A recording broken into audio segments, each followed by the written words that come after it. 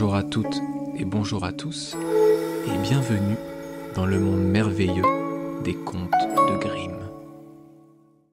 La souris, l'oiseau et la saucisse.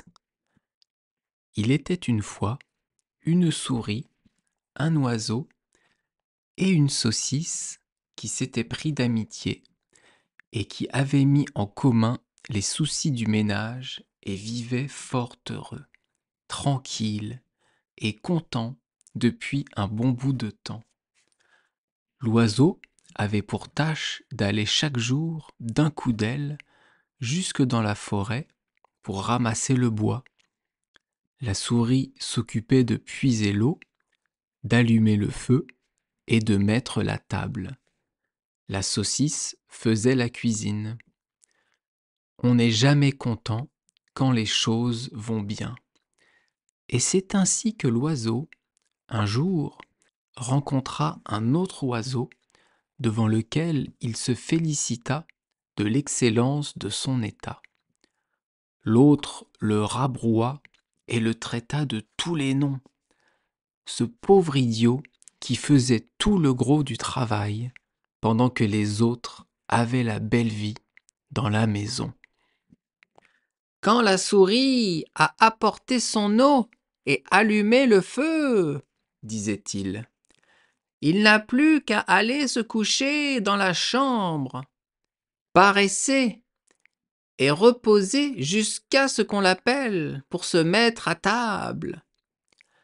La petite saucisse, elle, n'a rien à faire qu'à rester douillettement devant le feu en surveillant la marmite. Et quand approche l'heure du repas, tout ce qu'elle a à faire, c'est de plonger une fois ou deux dans le bouillon ou dans le plat. Et c'est fini. Tout est graissé, parfumé et salé. Ils n'attendent que toi et ton retour avec ta lourde charge. Mais lorsque tu reviens, ils n'ont qu'à passer à table. Et après qu'ils se soient gavés, ils n'ont plus qu'à aller dormir à poing fermé, le ventre bien garni jusqu'au lendemain matin. Voilà ce qui peut s'appeler une belle vie.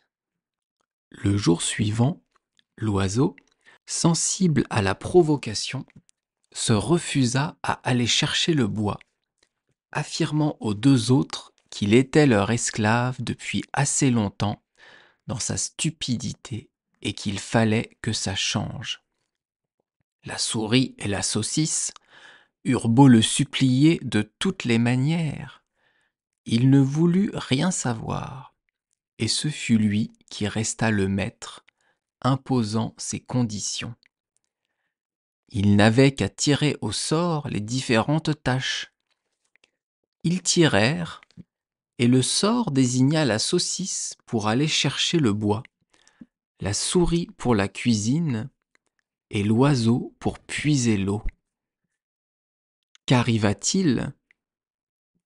La petite saucisse s'en alla de bon matin dans la forêt pour ramasser le bois.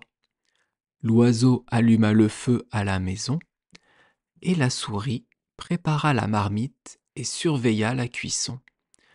Puis, tous deux attendirent le retour de leur compagne la saucisse. Mais elle resta si longtemps en route qu'ils finirent par s'inquiéter vraiment, trouvant que cela ne présageait rien de bon. L'oiseau s'envola pour aller un peu à sa rencontre.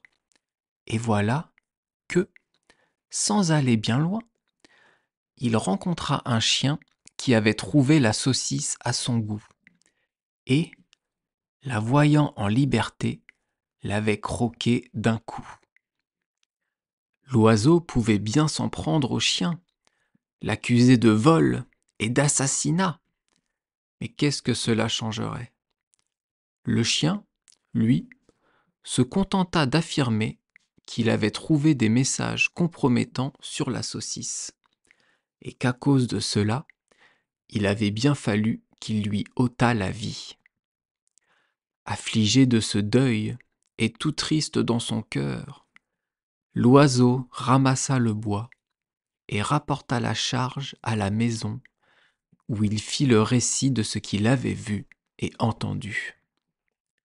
La souris et l'oiseau étaient en grand chagrin, mais ils finirent par décider de faire, contre mauvaise fortune, bon cœur, et de rester ensemble. L'oiseau, donc, dressa la table et la souris prépara la cuisine. Au moment de servir, et voulant imiter la saucisse et faire pour le mieux, il se plongea dans la marmite afin de parfumer le plat et relever son goût. Mais, hélas, il n'alla pas bien loin. À peine entré, il était cuit et devait laisser là son poil et sa peau et ses os et sa vie, s'il faut tout dire. Quand l'oiseau s'en vint pour chercher la marmite, il n'y avait plus aucune trace de la cuisinière dans la maison. Il chercha, fouilla, alla jusqu'à retourner tout le bois. Mais il n'y avait plus de cuisinière dans la cuisine.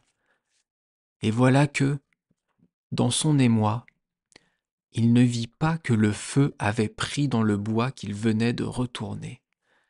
Quand il s'en aperçut, c'était déjà un commencement d'incendie. Et il mit tant de hâte à courir puiser de l'eau pour l'éteindre, qu'il laissa échapper le seau et fut entraîné derrière lui au fond du puits, d'où il lui fut impossible de ressortir et dans lequel il finit par se noyer.